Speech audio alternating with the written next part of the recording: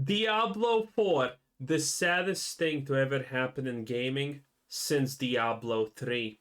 And here we see a very interesting statistic by Blizzard themselves. And anytime a company tells you arbitrary numbers that are not legitimate player numbers, you know it's bad. You know it's really bad. And here we have 66 million characters created. Now that's a lot. And that should be a lot considering Diablo 4 was Blizzard's quickest selling game of all time, which is pretty impressive, honestly. But what does the 66 million characters tell us? Well, it tells us a very sad story, in fact. Now, what is the minimum amount of characters created? Now, I will assume the minimum amount of characters created is the amount of seasons that we have, and it's one character per season. That means 5 characters minimum per account. Obviously, it's probably going to be a lot more than that, but 5 because we have 4 seasons plus the base release state of the game, right? So 5 characters. This means that roughly there's 13 million players who have ever played this game, which is a lot, which is definitely a lot. But then let's actually upscale, because chances are every player has on average created 10 characters at least by this point, and a lot of people who are playing this a lot have created way more than just that. So if we take 10 characters per account, then this would roughly be, well, 6.6 million players, which is not that great. Now, I would not believe that it's 6.6 million characters created, but you need to understand how this works. Considering the average characters per account created is most likely 10 plus at this point, this number just perfectly encapsulates how many people have left Diablo 4 and have no intention of playing it again. Yeah, it's pretty sad. Diablo 4 is actually producing some numbers, and when you look at some of the core players, we're actually seeing people are kind of changing their tune. Thing is, though, I'm not here to gaslight you. Funny enough, that's not the point. It's sad that people are changing their tune. Honestly, it is extremely sad in my opinion. Because Diablo 4 is dead. It's a one-dimensional arrow point up. You equip that item at this point, and it's probably going to be even worse.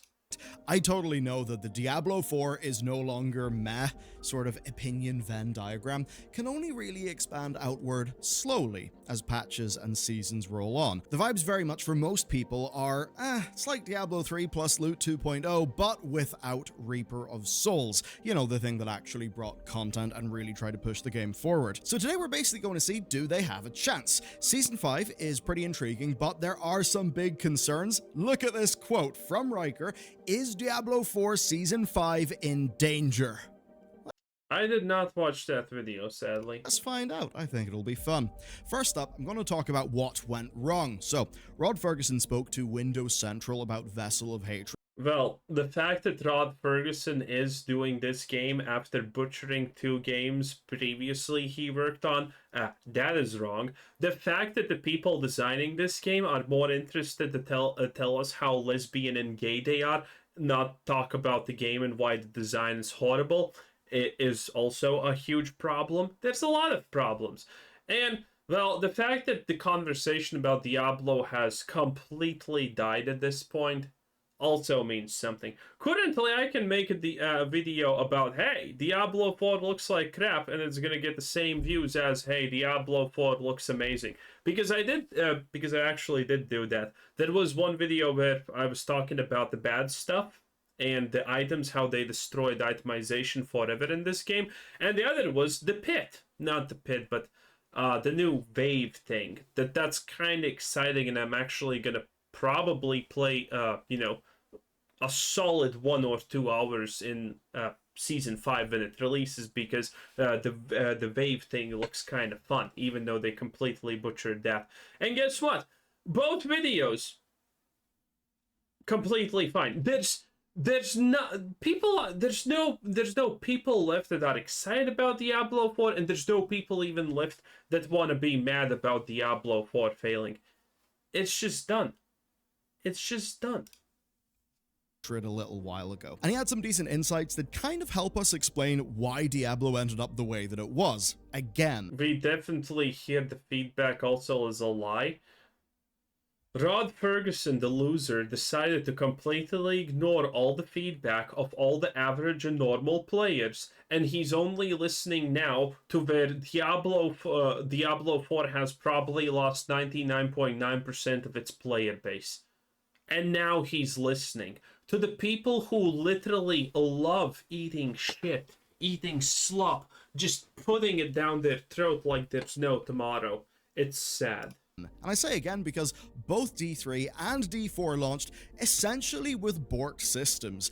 And by the way, it's not even just your average slop eaters. The people playing Diablo 4 are currently the worst slop eaters, because it's fine playing a game that's not great, but just admit that the game is not great. Everyone can do that except Diablo 4 players. No, Diablo 4 is the greatest game ever. You just don't understand it, you idiot. Just admit you eat slop and you like it. There's no problem with that. I do it constantly. I'm currently playing Marvel Snap while they have completely destroyed the card acquisition rate, and it's kind of bad. At least they reverted some changes to the hidden matchmaking stuff now, and that's kind of good, but still slop, and I'm eating it, and I have no problem saying it. But Diablo 4 players, no, this is the best game ever. It's not bad. Tell me you're a loser without telling me you're a loser. TLDR what Rod said, right? They went in the Diablo 2 direction for D4 rather than double down on the Reaper of Souls direction. Now, of course, if you've been playing Diablo 2 Resurrected, that might ring a bit strange for you. His point basically is, like, big grinds, longer gameplay. So very much not the gigafast chain running greater rifts that you would have been used to in Diablo 3. Now, I do think there's been a little bit of a benefit there. I do like having a death limit rather than... But this is a lie.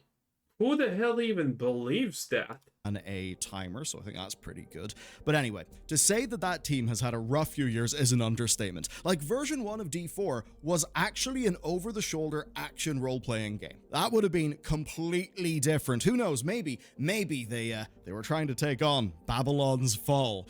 Anyway, the dev process was super hectic and the stakes were super high. Blizzard was basically screwed for ages. The team for Diablo 4 was really big and really expensive, and then of course all of the awful PR and an environment where Riot Games were just down the road offering massive amounts of money, some of which would prove to be perhaps a little bit unsustainable given that, well, they announced a big 5-year plan, and I suppose as 5-year plans often go, it didn't exactly work out for them. Anyway, overtly D4 is a massive success, the fastest selling Blizzard game ever, and things quickly went wrong, just like they did last time. And you can basically see why. It's all about hypothesis, right? As Rod said, Diablo 2 is a pretty different game, more of a slow grind. But for Blizzard, right, a game has got to be mass market. That means big, high budgets, lots of fidelity. So what they essentially had was a minimum bar of just expense that was super high, and a design hypothesis that essentially was untested. And remember, they did not do any endgame beta testing, and the beta testing that did happen was late. It absolutely wasn't good. And if you're wondering why other action RPGs can just hit community feedback faster and actually give you the exact sort of game you want, basically it's because those are games made by fans directly for... Well, no, that's because other people listen. Again, whoever is gonna try and tell me, oh no, Diablo 4 developers care about what the community... No, they don't. They literally ran the first three seasons of the game without listening to a single part of fan feedback. They didn't care about a single thing the players said. They willingly ignored it, in fact. They specifically chose to do the opposite of what people said they need to do. For fans, and not necessarily for legions of new fans. New fans would be nice, but hey, it's Blizzard money.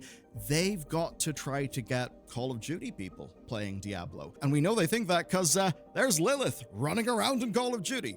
Now, to do a quick dive into the numbers, because I like it when we can be grounded. Well, no, not really. Lilith just has tits and that sells. In just some numbers for our discussion. Rightfully Okay, so. here's Steam for Diablo 4. 20,000 reviews all time, 2.5k recent. All-time reviews are 71% positive, while recents are 77. So you can see that that is increasing a bit. Now, Steam is obviously not the core Diablo audience. At launch, 10 million people were playing between console and battle.net. And since then, both Steam and Game Pass have happened, which probably have increased the player count pretty substantially. Now, wait, what do you mean 10 million? Did they release those numbers? Is that known? Is that confirmed? Did I do the 3-minute explanation-ish at the start for nothing? Damn. For actual play numbers, we're limited to just Steam and then seeing what the rankings are over on Xbox. So here's the Steam chart since November. Steam chart is bothered as hell. November 2023. You can see that it opened to about a 10k daily peak, at least that's what it was settling into. Season 2 and Season 3 did not have big staying power. Season 2 was a little bit of a miss, most people thought. Season 4 is a massive spike. Pretty much had the game going up to around 29k and then hovering at a strong number, and then it surged on June 9th. There's a spike that set it to an all-time record of 39k players, and that rapidly dwindled to 11.5k. But there is a reason there. You can basically... The reason also partially for this, again, Steam is bots, because Steam is the easiest, because Steam is the place where you bot, because it's the cheapest place to probably buy Diablo 4, because how many times Diablo 4 has went on sale? They are so struggling for a passive player base. And by the way, you cannot believe me if you want to be stupid, but it's true. Diablo 4 is struggling for a passive player base. No one goes to Steam unless you're lacking players. To an all-time record of 39k players, and that rapidly dwindled to 11.5k. But there is a reason there. You can basically see their anniversary event, the free weekend, and of course the Xbox showcase just getting more buzz and eyeballs. And I do think that with the XP bonus, people get excited. You probably pull forward a lot of playtime from the future into right now because people know they can play more efficiently right now. So I think that probably is responsible for both the spike and of course the dip. Now all this means that they are teed up for Vessel of Hatred, but of course before Vessel of Hatred, there's Season 5. Now, the idea for Season 5 actually caught my eye in a way that I think Season 4 didn't for loads of people. Season 4 is interesting because basically it was them acknowledging that some directions were wrong and Season 4 wasn't an even season. Changing a lot of the fundamentals of the game, doing things like improving the Hell Tides. That was all really good, but of course, what people want is new features, new experiences, something to actually make you want to play rather than less pain when you do play. And that's why when I saw Why I Quit Season 5 PTR and Diablo 4 Season 5 is in danger from Riker, that I thought, okay, maybe we should talk about this. Now, if you want more content from our team and you want to replace those spoken words with some written words, you can check out Loading Screen. It's available at bellular.com for the week, so you can check those out. A big thanks to all of our is a wave-based one. It's set in hell, specifically the realm of hatred. Hatred, of course, means Mephisto because he is the Lord of Hatred. Now, you'll know him if you've been playing Diablo 2. This is... Oh, wait. Wave 2 out of 7? Oh, they added 2 waves. I talked about this previously, but this thing needs at least 100 waves. And all of them don't even need to be fighting. Some of them should be, like, escaping, running around, and doing stuff like that. Something interesting. You literally can copy Lost Ark's tower, Blizzard, but you're not doing that because you're incompetent. Resurrected, and of course if you finished Diablo 4. So Mephisto seems to be the next big bad. We're gearing up to that, and the quest line that introduces this new Horde mode also is basically setting up the Vessel of Hatred expansion. Obviously Mephisto helped us out in D4, but you know, he's a big lord of hell, so it's not like he's really our ally. That being said, I can't believe they killed Lilith. I think she's criminally underused and basically one of their strong, like real unique, just powerful villains. Also the Nah, Lilith's actually pretty generic. Mephisto is way better. That's why they're doing everything around Mephisto. Mephisto is the big cheese. Then I would say it's Ball, and then I would say it's Diablo, obviously. Book of Enoch is kind of metal, so I was sad to see her go. Let's talk about how the mode works then. So you enter it using an infernal compass, and these are earned from doing endgame bosses, Helltides, nightmare dungeons, and whispers. When you're in there, you fight waves of enemies. The waves last 90 seconds, and enemies drop a currency called Aether when they're killed. Then at the end of a wave, you can choose between one of 3 infernal offers. Now, an infernal offer is basically a boon and a bane. It's kind of like a kiss-curse design. Blizzard gave an example of It's stupid. Increased elite damage done against you, but also you getting more Aether whenever you kill them. The idea basically is, if you feel like you can push a little... It's so lame. It's just... It's the epitome of how bad and... well, everything Blizzard honestly is. Hey, this is your reward at the end of the stage. Deal more damage, but take more damage. Deal more damage, but get less rewards. Get more rewards, get more damage. Ugh, it's so sad. A bit harder, and you want some more rewards, you can do that. Then at the end of the run, you do a boss fight. That boss fight is against the Fell Council, which basically are... Bro, the boss fight requires you to again move to a separate room for no reason. There's a long animation of a gate opening, and then you need to move to that room, and it's like, why? Why can't stupid Fell Council just, you know, spawn on me? It's so dumb. Fallen priests from Diablo 2, so you'll recognize them if you were playing D2 Resurrected. Now, all that Aether, it is spent at the end of your run on equipment, materials, gold, and greater equipment boxes. Thing is, though, it all goes poof at the end of the run. That's so you stupid. don't actually carry it over. It's very much a go in, earn shit, spend shit, go again. And as if this episode wasn't fun enough, now you get the pleasure of me waterboarding you through the internet with word salad, because it's an ARPG, to cover the progression and structure. I mean, it's kind of ridiculous, but it kicks off at World Tier 3, and the harder stuff opens up at level 100. Now, there are 8 tiers of Infernal Compass, but those tiers of Compass only drop at World Tiers 3 and 4. You'll then need... Wait, what? I got told this is something I'm going to be able to level with. Oh, then I'm not playing Season 5. F that. No, I thought I can level with this. I don't want to level with a Helltide. Helltides are dumb. Abyssal scrolls to upgrade the tier of your compasses up to tier 8. We got tiers within tiers, currencies and currencies. I really do think that these games were... And the most funniest part about the currencies, they are making every... Blizzard adds a currency. They make the two of the previous currencies redundant. It's so beautiful. It is so beautiful. Remember how you needed the different type of stuff to upgrade potions? Well, now you no longer do, because you have billions of that material and everything else. It's just so stupid. Buy too much in currencies. I wish there was a different way of doing this kind of thing. I will be damned when Blizzard finally implements a system that doesn't destroy a previously existing system. Again, they made the Helltides. Well, what did they sacrifice to make the Helltides? The rest of the world. The rest of the world doesn't matter any longer.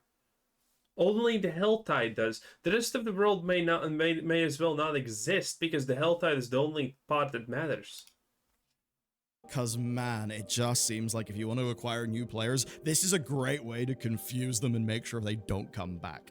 Now, there's also good quality of life things. I'll rattle through them. There's no longer the need to reset dungeons to replay a endgame boss, because basically they've added in a summoning altar, and you can just summon it. Varshan now only requires malignant hearts. The other items that used to spawn him in are removed. They've made endgame bosses drop more gold instead of rare quality items, which is definitely quite nice. Beast and Ice summoning has been streamlined. Whisper bounties are actually faster to complete, and Helltides will spawn with enough Whisper bounties to earn 10 Grim Favors. Again, I know, word salad. What it basically means, though, is you do a Helltide, you get some nice progression, you go back to the tree because you got your 10 Grim Favors, and then you get some more loot. They've also made the threat scaling a bit more consistent in Helltides, but they've dropped the Helltide heart drop rate. it was kind of ridiculous, and basically you could just like chain kill the Helltide boss pretty much for the duration of the Helltide if you happen to be in a decent shard. They've also made it so that unique and mythic uniques can be found in Whispering Caches, the Obol Gambler NPC, and Tortured Gift chests in Helltide, so that means more players can get those, and they've increased the drop rate of the mythic uniques outside of bosses. Treasure goblins are also a bit more rewarding. Remember when mythic uniques were mythic uniques? Yeah.